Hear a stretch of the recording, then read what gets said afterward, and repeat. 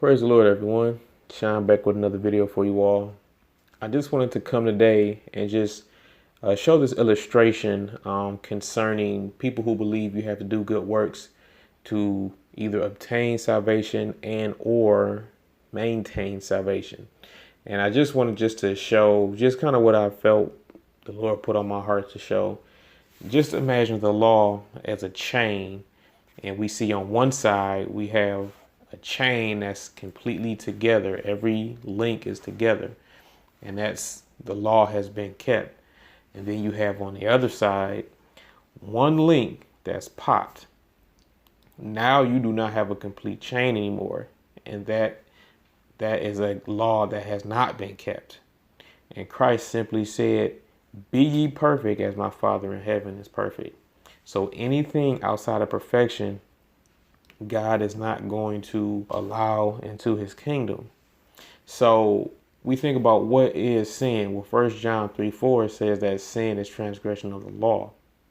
So simply put, you don't do what God says, you're a transgressor. And that's sin. So in James 2:10, James says how if you look to keep the whole law and yet offend in one point, you're guilty of them all. So you'll have people that say, well, you mean to tell me if someone's saved and they go out and rape 100 people, murder 100 people, rob 100 people, you tell me they still saved? And here, James lets it be known. It says, look, all it takes is 1 point. So if you're trying to say, well, you can commit a whole bunch of sins and at that point lose it. Well, according to James, if you use that type of rationale, all it takes is one. And James further explains himself in the next verse, in verse 11. He basically says how, the one that says do not commit adultery is the same one who says do not kill.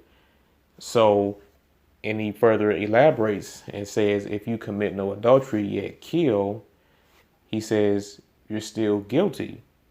A lot of times, people tend to have this idea, as the same we've seen in the gospel books, when Jesus has spoken to people who look to justify themselves, they will think that they are doing good enough in their minds. Certain things they hold up higher in what they keep, not realizing that they're not doing good in other areas, and it makes them a transgressor of the law. So you don't have to commit a whole bunch of acts. All it takes is one act for you to be considered a transgressor. And we know no one with sin will, inherit the kingdom. In Galatians 3:10, Paul says, for as many as are of the works of the law are under the curse, for it is written, cursed is everyone that continueth not in all things which are written in the book of the law to do them. So here we see here is either an all or a nothing thing. There is no in between. There is no, well, if you commit willful sin, that, you're not supposed to do that. But if you do something out of ignorance, that's okay.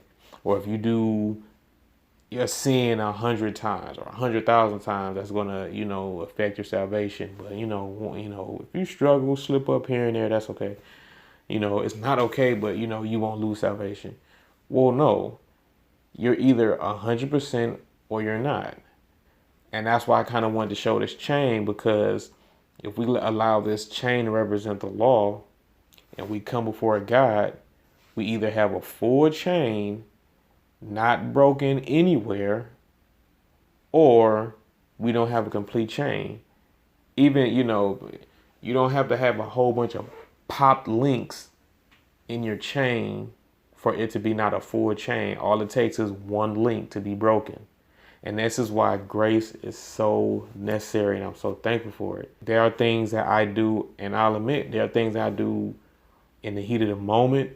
There are things that I do just premeditated. And then there are things that I've probably done that I don't even realize is bad. But because of his grace and his mercy, and because I don't have my own righteousness, but the righteousness of Christ, I'm kept because of Christ, not because of myself. Because if I'm looking to justify myself, The first slip up, that will be it. You just sin one time and okay, well, your salvation is gone. But that's the thing. There is no specified, you gotta do so many bad sins, or you have to sin for so long, or you do certain sins that are worse than others that will cause for your salvation to be canceled. There's none of that. If you feel like you have to do good works to be saved, all it takes is the littlest thing. Christ has said how you can even look at someone with lust in your heart and you commit adultery with them.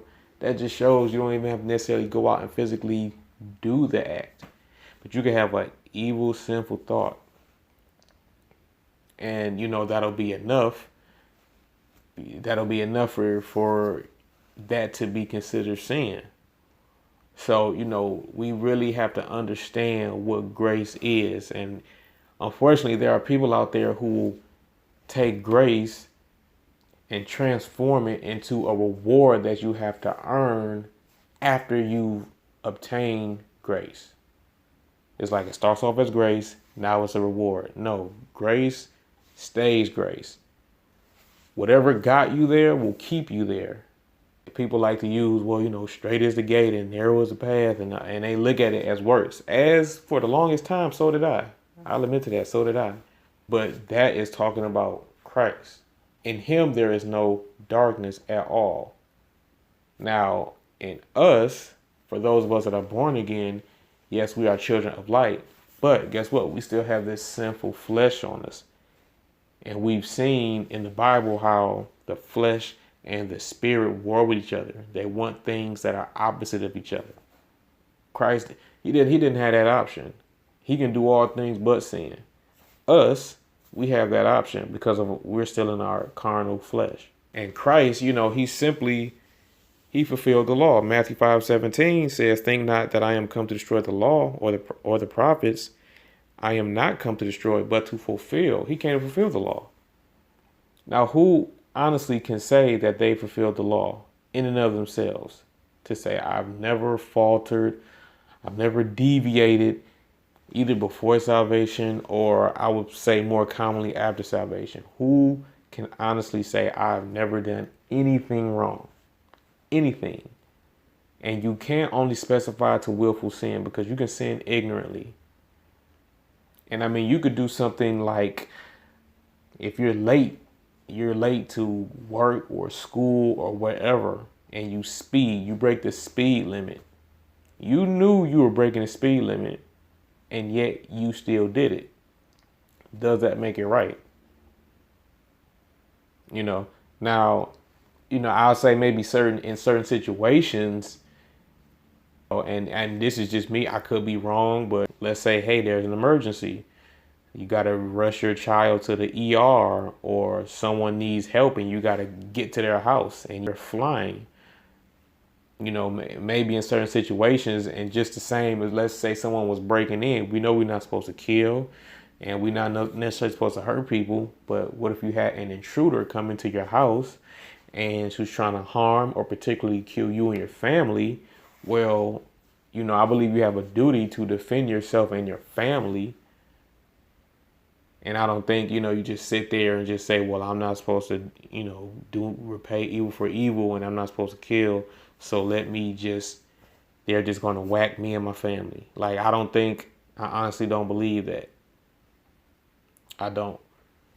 Under normal circumstances, yeah, you don't repay evil for evil. But I believe if you're defending yourself and it's like no other way out of the situation, and especially the defending part about defending other people, especially defending your family, I believe there are certain situations that, the Lord it won't be considered a sin, because it's nothing that you were trying to do like you wanted to do it. It was like you were forced to do it.